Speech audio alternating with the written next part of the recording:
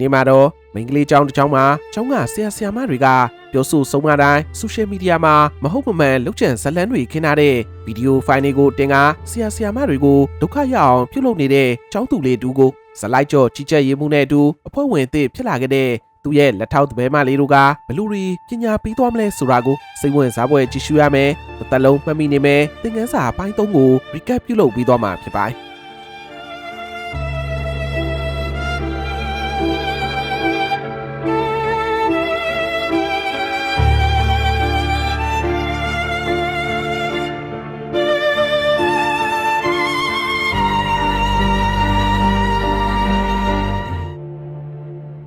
ကျွန်တော်တို့ရဲ့ Recobox ID Channel ကိုကြည့်ရှုအားပေးကြတဲ့ပရိသတ်အားလုံးမင်္ဂလာပါနိုင်ငံတကာစကားစုံကိုတင်ဆက်ပေးသွားမယ် Recobox ID Channel နဲ့အိန္ဒိယစကားများကိုတည်တံ့တင်ဆက်ပေးနေတဲ့ Recobox Channel တို့မှာစကားကောင်းလေးတွေကိုကြည့်ရှုနိုင်ဖို့ Subscribe လေးပြုလုပ်ပေးထားပါအောင်ခင်ဗျာဇလန်းလေးကိုတင်ဆက်ပေးသွားမှာကတော့ကျွန်တော်ထပ်နိုင်မယ်ဖြစ်ပါတယ်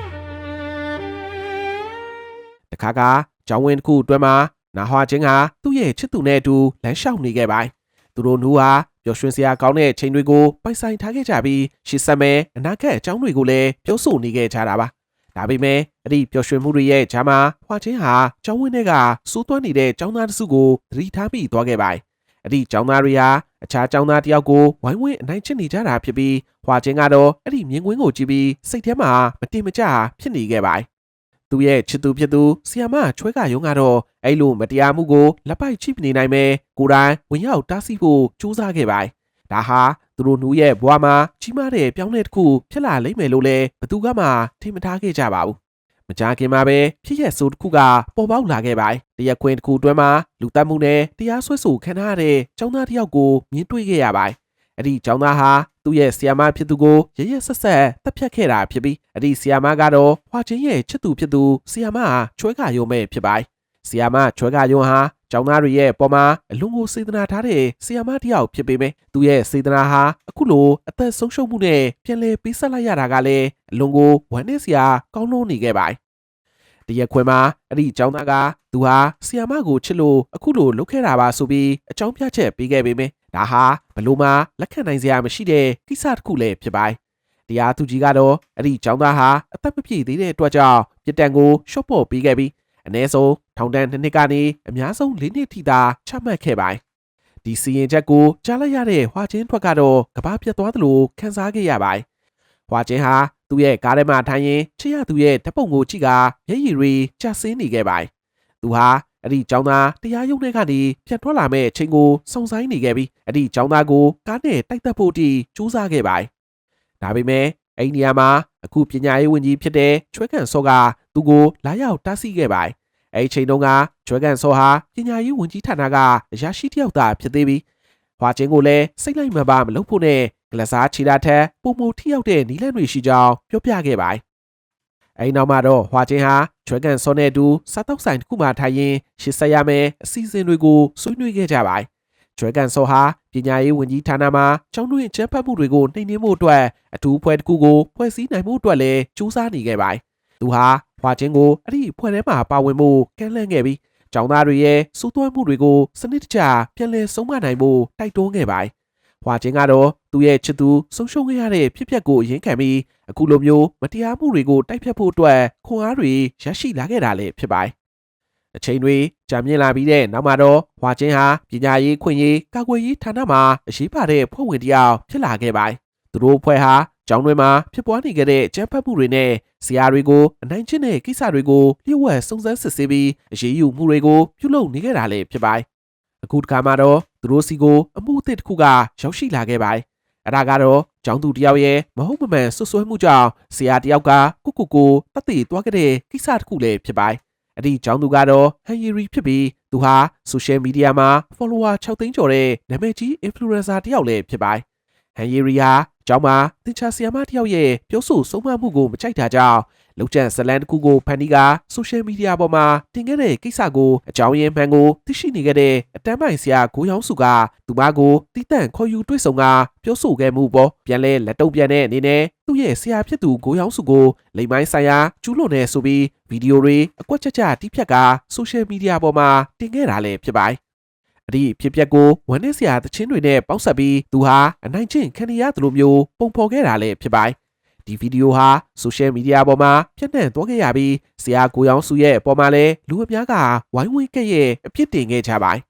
ဆရာကိုရောင်စုဟာဒီလိုမျိုးမဟုတ်မမှန်ဆွဆွဲချက်တွေကြောင့်သူစီကိုဖုန်းခေါ်ဆိုမှုတွေရာနဲ့ချီရောက်ရှိလာခဲ့ပြီးဆဲဆူချိန်ပေါက်မှုတွေကိုလည်းခံခဲ့ရပါတယ်။ကျောင်းကလည်းသူ့ကိုအလုတ်ကနေထုတ်ပယ်ဖို့ပြင်ဆင်နေခဲ့တယ်လို့သူ့ရဲ့မိသားစုဟာလည်းအပြင်အောင်ထွက်လို့မရအောင်အနှောက်အယှက်ပြီးခတ်နေခဲ့ရပါတယ်။ဆရာကိုရောင်စုဟာဒီဖီယားတွေကိုဘလို့မှမခံနိုင်တော့တဲ့နောက်ဆုံးမှာတော့သူ့ရဲ့ကားတွင်းမှာပဲကိုအဆုံးစီရင်သွားခဲ့ပါတယ်။သူ့ရဲ့စာပနာမှာတော့နာမည်ကြီးကျင်တဲ့လူတွေကဗီဒီယိုတွေလာရောက်ရိုက်ကူးနေခဲ့တာကိုလည်းမြင်တွေ့ခဲ့ရတဲ့အခါမှာတော့သူမိသားစုရဲ့ခြေနေဟာဘလောက်ထိဆိုးဝါးနေပြီလဲဆိုတာကိုလည်းသိသာစေခဲ့ပါတယ်။အဲ့ဒီကြောင့်မှတင်ချာဘာသာရက်ကိုတင်ချာတဲ့ဆီယာမအသစ်ဖြစ်ရောက်ရှိလာတဲ့ဆီယာမကျောင်းစုံရောင်ဟာဆရာကိုရောင်စုရဲ့ကိစ္စကိုကြားသိလိုက်ရတဲ့အခါမှာတော့အလွန်ကိုထိတ်လန့်သွားခဲ့ပါတယ်။သူဟာဟန်ရီရီရဲ့လုပ်ရက်တွေကိုရိပ်မိနေခဲ့ပြီးဒါဟာမတရားမှုတစ်ခုဖြစ်ခဲ့တဲ့ဆိုတာကိုလည်းသိနေခဲ့ပါတယ်။ဒါကြောင့်ပဲဆီယာမကျောင်းဟာစာကြည့်တိုင်းမှာဟန်ရီရီကိုတွားရောက်တွေ့ဆုံပြီးအမှန်တရားကိုပြောပြဖို့တောင်းဆိုခဲ့ပါတယ်။ဒါပေမဲ့ဟန်ရီရီကတော့နောက်တရမယ့်အစားဆီယာမကျောင်းကိုပါပြန်လည်ချင်းချောက်ခဲ့ပြီးဆိုရှယ်မီဒီယာပေါ်မှာ live လွှင့်ကသူမဟာအနိုင်ကျင့်ခံရပြန်ပါပြီဆိုပြီးဟန်ဆောင်မျက်ရည်တွေနဲ့လိမ့်လေခဲ့ပြန်ပါတယ်။ဒီချင်းတွေကိုစောင့်ကြည့်နေတဲ့နာဟွာတင်းတို့ဖွဲ့ဟာဟန်ရီရီကိုထိထိရောက်ရောက်စုံမနိုင်ဖို့အတွက်အစီအစဉ်တစ်ခုကိုဆွဲခဲ့ကြပါတော့တယ်။သူတို့ဟာအဲ့ဒီကျောင်းကိုလူတစ်ယောက်ပြုတ်ဝက်သွင်းဖို့ဆုံးဖြတ်ခဲ့ကြပြီးအဲ့ဒီလူကတော့အဖွဲ့ဝင်သစ်အင်ဟန်ရင်းပဲဖြစ်ပါတယ်။အစီအစဉ်အရအင်ဟန်ရင်းဟာတင်ကြားရေးလေ့ကျင့်သူဆီယာမဖြစ်နေကျောင်းထဲကိုဝင်ရောက်ရမှာလည်းဖြစ်ပါတယ်။ဆိုယုံမိန်းကလေးထက်တန်းကျောင်းထဲကိုရောက်ရှိလာခဲ့တဲ့အင်ဟန်ရင်းဟာစာသင်ခန်းထဲကိုမဝင်ခင်မှာပဲကျောင်းသူတွေရဲ့စူညံတန်တွေကိုအပြင်ဘက်ကနေကြားနေခဲ့ရပါတယ်။အင်ဟန်ရင်းဟာအခန်းထဲကိုဝင်ရောက်လာခဲ့ပြီးသူမမိတ်ဆက်ပေးခဲ့ပေမဲ့ကျောင်းသူတွေကတော့သူမကိုလေးစားမှုမရှိတဲ့အပြင်သူတို့တွေချင်းချင်းစကားတွေပြောနေခဲ့တာကြောင့်အတန်းထဲမှာလည်းဗယံပရာတွေဖြစ်နေခဲ့ပါတယ်။ဒီအတန်းထဲမှာလူမှုကွန်ရက်ပေါ်မှာနာမည်ကြီးနေခဲ့တဲ့ဟန်ရီရီဆိုတဲ့ကျောင်းသူကလည်းသူမရဲ့တငယ်ချင်းတွေနဲ့အတူတခြားသူတွေကိုလှောင်ပြောင်နေခဲ့သလိုသူမရဲ့လိုက်လွှင့်နေတဲ့ဖုန်းရှိမှလည်းဟန်မပြည့်ပြုတ်မှုနေခဲ့ပါတယ်။အင်ဟန်ရင်းဟာသူမတင်ချမဲ့ဘာသာရက်ကတင်ချဖြစ်တယ်လို့ပြောဆိုရင်းကျောင်းသားတွေရဲ့အပြုတ်မှုပေါ်မူတည်ပြီးသူမဟာနတ်သမီးတစ်ပါးလေးဖြစ်နိုင်သလိုမိစ္ဆာတစ်ကောင်လည်းဖြစ်သွားနိုင်တယ်လို့သတိပေးစကားကိုပြောကြားခဲ့ပါတယ်။ဒါပေမဲ့ဟန်ရီရီနဲ့သူမရဲ့ပေါင်းပါတွေကတော့အင်ဟန်ရင်းရဲ့စကားကိုဂရုမစိုက်တဲ့အပြင်သူမရဲ့ရုပ်ရည်ဟာခွဲစိတ်ပြုပြင်ထားတာလားဆိုပြီးမိကုန်းတွေနဲ့စတင်တိုက်ခိုက်လာခဲ့ပါတယ်။ဟန်ရီရီဟာသူမရဲ့ live မှာအင်ဟန်ရင်းကိုအဆက်ကွဲဖို့ကြိုးစားရင်းရန်စနေခဲ့ပါတယ်။အင်ဟန်ရင်းဟာစိတ်ရှိတီးခံမှုကြိုးစားခဲ့ပေမဲ့ကျောင်းသူတွေရဲ့အထင်းကိုမဲနေတဲ့ချင်းဒီကိုကြည့်ပြီးတခုခုလှုပ်ဆောင်မှုဆုံးဖြတ်ခဲ့ပါတယ်။သူမဟာအတန်းထဲကကျောင်းသူတွေအားလုံးကိုသူတို့ရဲ့ဖုန်းတွေအနှံမှုအမိန်ပေးလိုက်တဲ့အခါမှာတော့အတန်းထဲမှာငြိမ်ကျသွားခဲ့ပါတယ်။ဒါပေမဲ့ဟန်ရီရီကတော့သူမမှာကျောင်းဆရာကြီးရဲ့ခွင့်ပြုချက်ရှိတယ်လို့ကြောင်းပြပြီးဖုန်းကိုမအပ်ပဲမောက်မာစွာညှင်းဆန်နေခဲ့ပါတယ်။အခြေအနေတွေကပုံမတင်းမာလာခဲ့ပြီးအင်ဟန်ရင်းဟာဟန်ရီရီရဲ့နားကိုတိုးသွားကဖုန်းအပ်ဖို့နောက်ဆုံးချိန်ထပ်မံသတိပေးခဲ့ပါတယ်။ဟန်ရီရီကတော့ဖုန်းကိုလိုက်လွှင့်ရသားနဲ့အင်ဟန်ရင်းရဲ့မျက်နှာနာအထိကပ်ပြီးစိန်ခေါ်နေခဲ့ပါတယ်။ဒီချိန်မှာပဲအင်ဟန်ရင်းဟာသူမရဲ့လက်တစ်ပြက်လှုပ်ရှားမှုနဲ့အတူဟန်ရီရီကင်နာတဲ့ဖုန်းကိုကန်ချပစ်လိုက်ပြီးသူမရဲ့ကျွမ်းကျင်လာတဲ့ကိုခံပညာစွမ်းရည်ကိုထုတ်ပြလိုက်ပါတော့တယ်။ဒီလောက်ရကြောင့်ပဲတခန်းလုံးကစိုးရသွားခဲ့ရသလိုဟန်ရီရီလည်းချုံလန့်တကြားနဲ့အနောက်ကိုဆုတ်သွားခဲ့ရပါတယ်။ဒီဖြစ်ရပ်တွေဖြစ်ပွားပြီးနောက်ကျောင်းလုံးမှာထူးခြားတဲ့ကြေညာချက်တစ်ခုထွက်ပေါ်လာခဲ့ပါတယ်။အဲဒါကတော့ပညာရေးဆိုင်ရာအခွင့်အရေးကာကွယ်ရေးဌာနကနေကျောင်းကိုဓာတ်ရိုက်ထိချုပ်လိုက်ပြီးဖြစ်ကြောင်းနဲ့ကြီးကြပ်ရေးမှုနာဝါချင်းရဲ့ဥဆောင်မှုအောက်မှာအသစ်သတ်မှတ်ထားတဲ့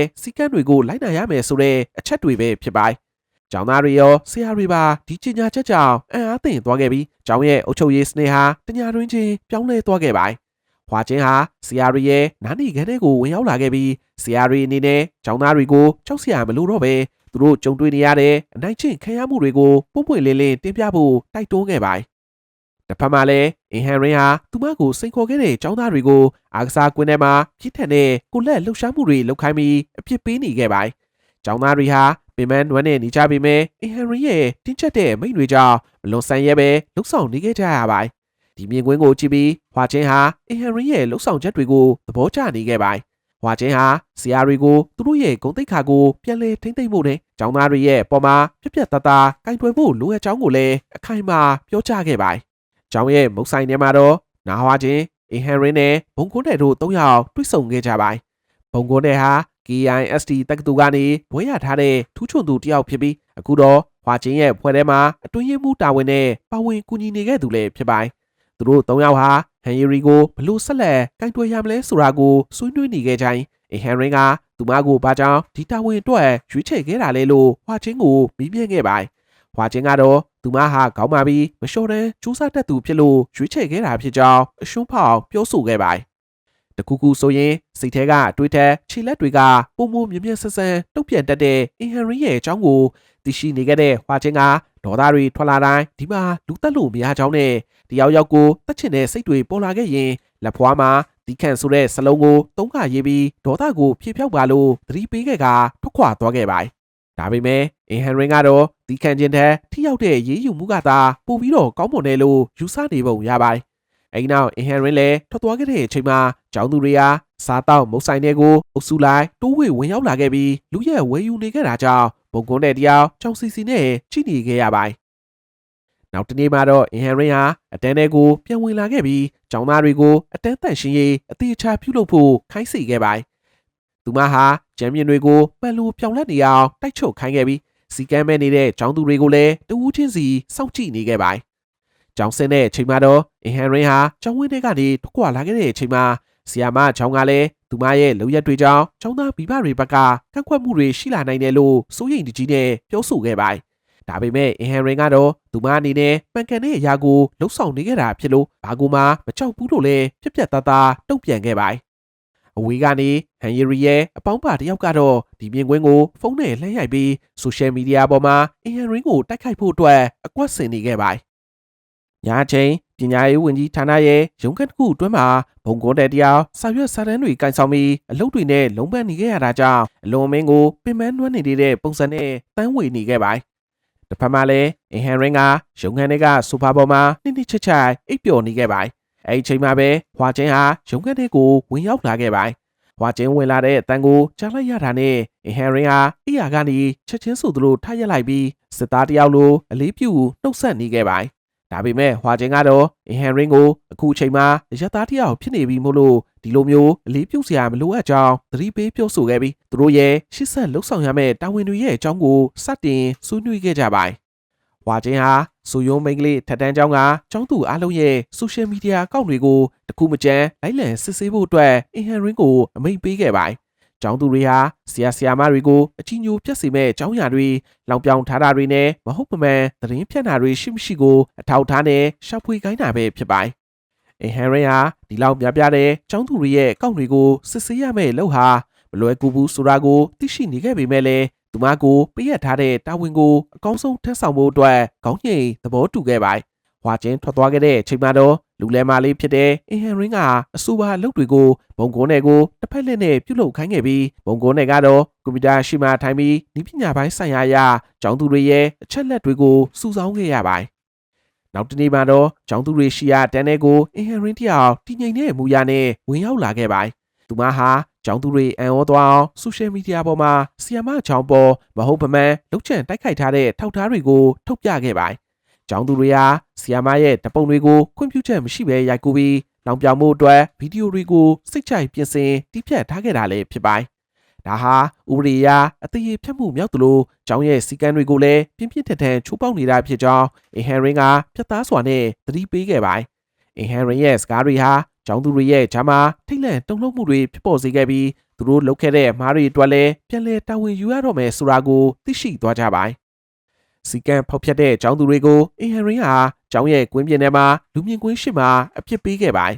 ။ကျောင်းသူတွေဟာနေပူထဲမှာထိုင်ထလှုပ်ရတာတွေလမ်းလျှောက်ရတာတွေကြောင့်အလုံးမင်းကိုပင်ပန်းပြီးခြေထောက်တွေကနာကျင်နေခဲ့ရတာကြောင့်ညှိညူနေခဲ့ပါတယ်။ကျောင်းသူချိုးကတော့အင်ဟန်ရင်းရဲ့တင်းကျပ်တဲ့အုပ်ချုပ်မှုပုံစံကိုမချေမနှက်ဖြစ်နေခဲ့ကြပေမဲ့လည်းအင်ဟန်ရင်းရဲ့ရှိန်ဝါကြောင့်ဘာမှပြန်မပြောရဲပဲခိုင်းတဲ့အတိုင်းလှုပ်ဆောင်နေခဲ့ရပါတယ်။ဒါဟာကျောင်းထဲမှာပျောက်ဆုံးနေတဲ့ဆရာမတွေရဲ့ခွင့်ရေးကိုပြန်လည်ရယူဖို့အတွက်ဟွာချင်းရဲ့ဖွဲ့ကစတင်လိုက်တဲ့ပထမဆုံးခြေလှမ်းလေးဖြစ်ပါတယ်။ဆီယာမကျောင်းကတော့ကျောင်းသူတွေရဲ့နှိမ့်ဆက်ညှဉ်းပန်းမှုတွေကြောင့်စိတ်ဒဏ်ရာရနေခဲ့ပါတယ်။သူမဟာကျောင်းသူတွေရဲ့လက်ထက်မှာစမတ်ဖုန်းတစ်လုံးကိုတွေးလိုက်ရရင်တော့ သူမရဲ့ဓာတ်ပုံတွေကိုရိုက်ပြီးဆိုရှယ်မီဒီယာပေါ်မှာတင်လိုက်အောင်မလားဆိုတဲ့အတွေးနဲ့ရင်တုန်ပန်းတုံဖြစ်နေခဲ့ရသူပါသူမဟာဒီလိုမျိုးစိတ်ပိုင်းဆိုင်ရာနှိပ်စက်ခံရမှုတွေကိုမခံနိုင်တော့တာကြောင့်အလုပ်ကနေထွက်ဖို့ထိစဉ်းစားခဲ့ပြီးပြပကျောင်းတစ်ခုကတငယ်ချင်းဖြစ်သူနဲ့တွားရောက်တိုင်ပင်နေခဲ့ပါတယ်ဒါပေမဲ့တငယ်ချင်းဖြစ်သူကတော့ဆီယာမကျောင်းကိုအရှုံးမပေးဖို့နဲ့သူတို့ရဲ့ကျောင်းပြပမှာလည်းဆိုယုံမိန်းကလေးထက်တန်းကျောင်းကကလေးတွေများတယ်လို့ပြောဆိုခဲ့တာကြောင့်ဆီယာမကျောင်းလည်းရှေမတိုးသာနောက်မဆုတ်သာချင်းနေဖြစ်ခဲ့ရပြီးပြန်လာခဲ့ရပါတယ်တစ်ဖက်မှာတော့ဟန်ရီရီဟာသူမရဲ့လူမှုကွန်ရက်ပေါ်ကဂုဏ်သတင်းကိုထိမ့်သိမ့်မှုအတွက်ဆီယာမကျောင်းစွန်ယုံပေါ်မှာနီးလက်မျိုးစုံနဲ့လှည့်စားဖို့ကြိုးစားလာခဲ့ပါတယ်သူမဟာဆီယာမစီကိုတွားပြီးသင်္ချာပု္ပ္ပာတွေလာမေးသလိုလိုနဲ့ဆီယာမနဲ့ယင်းဒီအောင်လှုပ်ဆောင်နေခဲ့တာပါဒါဟာဆီယာမရဲ့ပေါ်မှာသူမကဘာမှမလုပ်ခဲ့သလိုမျိုးဟန်ဆောင်နေခဲ့တာဖြစ်ကြောင်းအင်ဟန်ရင်းကရိပ်မိနေခဲ့ပါတယ်အင်ဟန်ရင်းဟာကျောင်းစင်ကြံလမ်းမှာဆီယာမချောင်နဲ့တွေ့တဲ့အခါဟန်ရီရီရဲ့ဟန်ဆောင်ကောင်းမှုတွေကိုသတိထားဖို့လိုအပ်ကြောင်းနဲ့သူမဟာလူတွေကိုလှည့်စားပြီးသူတစ်ပါးရဲ့စိတ်ကိုထိန်းချုပ်တတ်သူဖြစ်ကြောင်းကိုလည်းသတိပေးစကားပြောကြားခဲ့ပါတယ်ဆီယာမကျောင်းစွန်ယွန်းတင်ချာတင်ပြနေတဲ့အချိန်မှာလည်းအတန်းတွေကချီနီရီယာအရင်ကထက်ပုံမငြိမ်သက်နေခဲ့ပေမဲ့အဲ့ဒီငြိမ်သက်မှုရဲ့နောက်ကွယ်မှာဟန်ရီရီရဲ့ချန်စီတွေရှိနေဦးမှာဖြစ်ကြောင်းဟွာချင်းနဲ့အင်ဟန်ရင်းတို့ကသိရှိနေခဲ့ပါတယ်ဟန်ရီရီဟာကျောင်းရဲ့ပြင်ပမှာဆီယာမကိုလိုက်လံနှုတ်ဆက်ခဲ့ပြီးသူမရဲ့မားရီတွဲတောင်းပန်သလိုမျိုးလုပ်ပြခဲ့ပါတယ်ပြီးတော့ဆီယာမရဲ့ဂုဏ်သိက္ခာကိုပြန်လည်စစ်တင်ပေးဖို့အတွက် live လွှင့်ပြီးလူတွေကိုရှင်းပြပေးမယ်ဆိုတဲ့နည်းလမ်းနဲ့ဆီယာမကိုလှည့်စားဖို့ကြိုးစားခဲ့ပြန်ပါတယ်ဆီယာမကျောင်းကတော့ကလေးတယောက်ရဲ့စကားမို့လို့ယုံကြည်နေခြင်းခဲ့ပေမဲ့အင်ဟန်ရင်းကတော့ဒါဟာဟန်ရီရီရဲ့နောက်ထပ်ထောင်ချောက်တစ်ခုသာဖြစ်ကြောင်းအသေးချာသိရှိနေခဲ့ပါတယ်တရမှာတော့ဟွာချင်းဟာကျောင်းရဲ့ကွင်းပြင်ကအုတ်ခုံပေါ်မှာဆီယာမကျောင်းစုံရုံနဲ့အတူတူထိုင်ရင်စကားပြောဖြစ်ခဲ့ပါတယ်သူဘာကြောင့်ဒီအလုပ်ကိုလုပ်နေခဲ့ရလဲဆိုတဲ့အကြောင်းရင်းကိုဖွင့်ဟာပြောပြခဲ့ပါတယ်လွန်ခဲ့တဲ့2နှစ်ခန့်ကဟွာချင်းမှာချစ်ရတဲ့စိစက်ထားသူဆီယာမလေးချွဲကရုံဆိုသူရှိခဲ့ကြောင်းသူတို့တို့ဟာမင်္ဂလာဆောင်ဖို့အတွက်ပရီဝဒင်ပုံလှလှလေးတွေရိုက်ကူးပြီးပျော်ရွှင်နေခဲ့ကြတာပါဒါပေမဲ့ကန်ဆူမူမောင်ကြပြီးသူ့ရဲ့ချစ်သူဟာကျောင်းသားတူရဲ့လောက်ရကြောင်းအသက်ဆုံးရှုံးခဲ့ရတဲ့ဖြစ်ပျက်ကိုဟွာချင်းဟာနာကျင်စွာနဲ့ပြန်လည်ပြောပြခဲ့ပါတယ်။စေယုံကရင်ပေါ်မှာအသက်ရှူစက်နဲ့အသက်ဆက်နေခဲ့ရတဲ့ချစ်ရသူရဲ့လက်ကိုကင်ထားရင်းနာကျင်စွာငိုကြွေးနေခဲ့ရတဲ့ဟွာချင်းရဲ့တိတ်ကပုံရိပ်တွေဟာအလွန်ကိုစိတ်မကောင်းစရာကောင်းလွန်းလှပါတယ်။ဒီလိုဖြစ်ဆိုးမျိုးတွေထပ်မံမဖြစ်ပွားစေဖို့အတွက်သူဟာဒီဌာနတွေကိုဝင်ရောက်လာခဲ့တာဖြစ်ပြီးဆရာမတွေရဲ့ခွင့်ရေးတွေကိုအတက်နိုင်ဆုံးကာကွယ်ပေးသွားမှာဖြစ်ကြောင်းဟွာချင်းကကတိပေးခဲ့ပါတယ်။ဆီယာမချောင်းဟာဟွာချင်းရဲ့အတိတ်ကိုသိရှိသွားခဲ့တဲ့အခါမှာတော့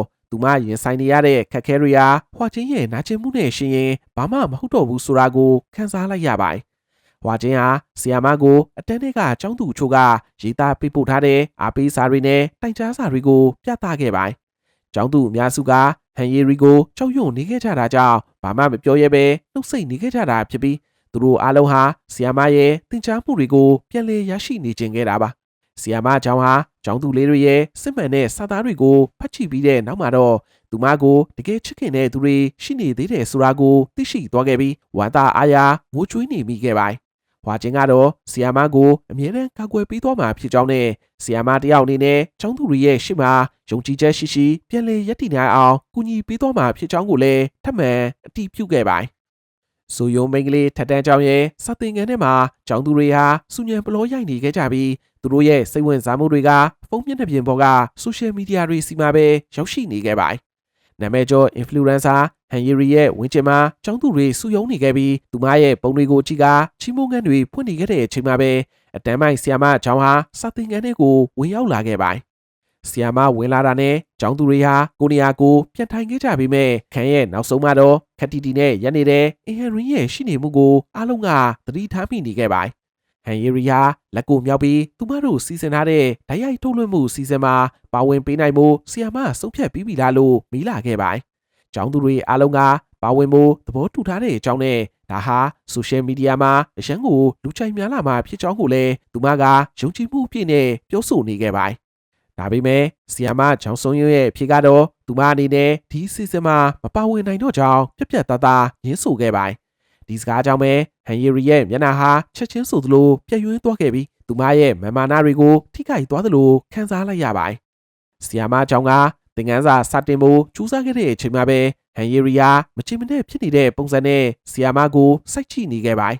ဆီယာမကျောင်းဟာကြောက်တင်မုံပေါ်မှာတင်ချာပု္ပ္ပစာတစ်ခုကိုရေးသားပြီးဟန်ရီရီကိုရှေ့ထွက်ဖြည့်ရှင်းဖို့ခေါ်ဆိုခဲ့ပါတယ်။ဒါဟာကျောင်းသူတွေရဲ့စီကံမဲ့မှုကိုပြန်လည်ထိန်းချုပ်မှုနဲ့ဆီယာမရဲ့ကျိုးပန်းမှုတစ်ခုဖြစ်ခဲ့ပေမဲ့ဟန်ရီရီကတော့နေရာကနေမတုံမလှုပ်ပဲထိုင်နေခဲ့ပါတယ်။ဆီယာမကတခါတလဲလဲခုန်နေခဲ့ပေမဲ့လည်းသူမရဲ့မှန်လေးကိုပဲကြည့်ပြီးဆီယာမကိုလစ်လျူရှူထားခဲ့ပါတယ်။ဟန်ရင်ကတော့အခန်းရဲ့နောက်ကနေဒီချင်းတွေကိုအကဲခတ်နေခဲ့ပြီးဟန်ရီရီရဲ့ရိုင်းဆိုင်မှုတွေကိုမှတ်တမ်းတင်ထားသလိုမျိုးစောင့်ကြည့်နေခဲ့ပါတယ်။ဆီယာမကျောင်းဟာဟန်ရီရီရဲ့ခုံနာတီရှောင်းလန်းလာခဲ့ပြီးသူမရဲ့မှန်ကိုပိတ်ပစ်လိုက်ကရှေ့ကိုထွက်လာဖို့ထပ်မံအမိန့်ပေးခဲ့ပါတယ်။ဟန်ရီရီကတော့ဒေါသတကြီးနဲ့ဆီယာမကိုပြန်လည်အော်ဟစ်လာခဲ့ပြီးဒါဟာကလေးတငယ်ညှဉ်းပန်းနှိပ်စက်မှုဖြစ်ကြောင်းကိုလည်းဆွဆွဲလာခဲ့ပါတယ်။ဆီယာမကျောင်းဟာစိတ်ကိုတည်ငြိမ်အောင်ထားပြီးဟန်ရီရီကိုလက်ဝါးဖြန့်ခိုင်းကရိုက်တန်နဲ့ဆုံးမဖို့ဆုံးဖြတ်ခဲ့ပါတော့တယ်။ကျောင်းသူအားလုံးရဲ့ရှေ့မှာဆီယာမကဟန်ရီရီရဲ့လက်ဝါးကိုရိုက်တန်နဲ့ပြင်းပြင်းထန်ထန်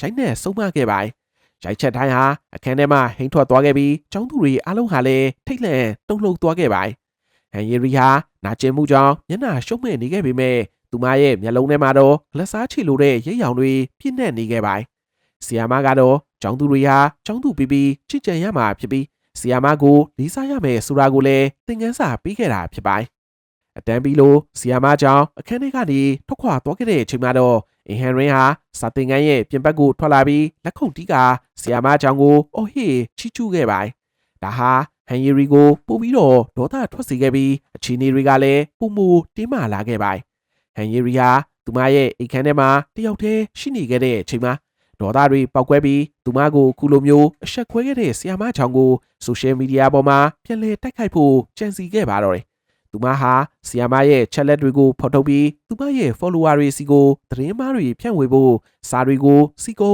ရေးသားနေခဲ့ပါတယ်။ဒါပေမဲ့သူမမသိလိုက်တာကတော့ဘွာချင်းရဲ့ဖွဲ့ကသူမရဲ့လှုပ်ရှားမှုတိုင်းကိုစောင့်ကြည့်နေတာပဲဖြစ်ပါတယ်။ဘုံကွန်းတဲ့ဟာကွန်ပျူတာရှိမှထိုင်ပြီးဟန်ရီရီတင်လိုက်တဲ့ post တွေကိုချက်ချင်းဆိုသလိုဖြတ်ပစ်လိုက်ကသူမရဲ့အကောင့်ကိုပါထိချုပ်ပစ်ခဲ့ပါတယ်။ဟန်ရီရီဟာ post တင်လို့မရတဲ့အပြင်သူမရဲ့ follower ရေတွက်တွေတရိပ်ရိပ်ချက်ဆင်းသွားခဲ့တာကိုလည်းတွေ့မြင်လိုက်ရတဲ့အခါမှာတော့ယူသွမတက်ဖြစ်သွားခဲ့ရပါတယ်။သူမရဲ့အကောင့်ဟာတားမြစ်ခံထားခဲ့ရပြီးဇီယာကိုရောင်စုရဲ့ပေါ်မှာလီဆဲလှုပ်ချန်ခဲ့တဲ့သူမရဲ့ဗီဒီယိုသက်သေတွေက social media ပေါ်မှာပြန့်နှံ့ကုန်ခဲ့ပါတယ်။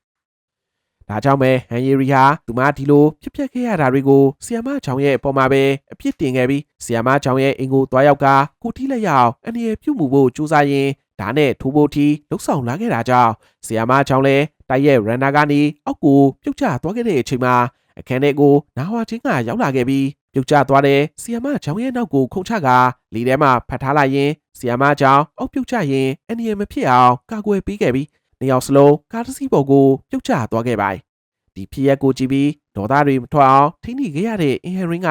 ဟန်ရီရီရဲ့လက်ထက်ကဓာတ်ကိုလူယူလိုက်ရင်အခြေအနေတွေကိုနားလည်အောင်ပြောပြခဲ့တဲ့အချိန်မှာတော့ဟန်ရီရီတရားသူမရဲ့မားတွေအတွက်ပြစ်ဒဏ်ခတ်ခံရတော့မှာကိုသိရှိသွားခဲ့ပြီးခြုံပွဲချကငိုကြွေးနေခဲ့ပါတော့တယ်။တိုင်ယောက်ကကားပေါ်ကိုပြုတ်ကျသွားခဲ့တဲ့ဟွာချင်းလဲခေါင်းမှာဒဏ်ရာတွေရရှိသွားခဲ့ကသွေးတွေစီးကျလာခဲ့တာကြောင့်တတိကဲဘုံကုန်းတွေကတော့သွေးကိုမြင်ပြီးသတိမေ့သွားခဲ့ပါတယ်။ဟွာချင်းကတော့သူ့ရဲ့ဂရီတိုင်းဆီယာမချောင်ကိုသူ့ရဲ့အသက်နဲ့ယဉ်ပြီးကာကွယ်ပေးခဲ့ပါတယ်။တစ်ဖက်မှာလည်းပညာရေးဝန်ကြီးဟာဌာနဆိုင်ရာတာဝန်ရှိသူတွေနဲ့တွေ့ဆုံပြီးဆရာတွေရဲ့ခွင့်ရေးကိုကာကွယ်ပေးနိုင်ဖို့အတွက်ပုံမပြင်းထန်တဲ့စည်းကမ်းတွေကိုချမှတ်ဖို့ပြောဆိုနေခဲ့ပါတယ်။ပါတီကိုယ်စားလှယ်ကြီးကတော့သူ့ရဲ့စုံစမ်းမှုအရပညာရေးဝန်ကြီးနဲ့ဟွာချင်းတို့ရဲ့ပညာရေးဆိုင်ရာအခွင့်အရေးကာကွယ်ရေးဌာနဖြစ်ပေါ်လာရတဲ့နောက်ွယ်ကအကြောင်းတွေကိုသိရှိသွားခဲ့ပြီးဒီကိစ္စကိုမီဒီယာမှာဖွင့်ချဖို့ကိုလည်းသူ့ရဲ့ဖွဲ့တွေနဲ့တိုင်ပင်နေခဲ့ပါတယ်။အဲဒီနောက်မှာတော့ပါတီကိုယ်စားလှယ်ကြီးကသတင်းမီဒီယာသမားတွေနဲ့တွေ့ဆုံကလွန်ခဲ့တဲ့2နှစ်ကသိဆုံးသွားခဲ့ရတဲ့ကျောင်းဆရာမချွဲခါယွန်းဟာလက်ရှိပညာရေးဝန်ကြီးချွဲကန်စောရဲ့သမီးဖြစ်ပြီးကြီးကြပ်ရေးမှူးနာဟွာချင်းနဲ့စိစက်ထားတဲ့သူလို့သိရှိခဲ့ရကြောင်းပညာရေးဆိုင်ရာအခွင့်အရေးကာကွယ်ရေးဌာနကိုဖန်တီးမှုနောက်ွယ်ကအကြောင်းရင်းကလည်းကိုရေးကိုတာဂလက်စားချေဖို့ပဲဖြစ်ပါတယ်လို့ဖွင့်ချသွားခဲ့ပါတယ်။ဒီသတင်းစာရှင်းလင်းပွဲကိုလည်းပညာရေးဝန်ကြီးနဲ့ဟွာချင်းတို့ကသိရှိခဲ့ပြီးသူတို့ဌာနရဲ့မှန်ကန်တဲ့လှုပ်ဆောင်ချက်တွေကိုဒီထက်ပိုပြီးထိရောက်စေဖို့တွန်းအားတစ်ခုလိုသဘောထားကရှေ့ဆက်ရှောင်းလန်းသွားဖို့သာပြင်ဆင်ခဲ့ကြပါတော့တယ်။နောက်ရက်တွေမှာလည်းဒီလိုစကားကောင်းလေးတွေကို recap ပြုလုပ်တင်ဆက်ပေးသွားမှာဖြစ်လို့ကျွန်တော်တို့ရဲ့ Recap Box INT Channel ကို subscribe လေးပြုလုပ်ပေးသွားပါအောင်နော်။စကားလေးကိုအချိန်ပေးကြည့်ရှုခဲ့တဲ့အတွက်ကျေးဇူးအထူးပဲတင်ပါတယ်။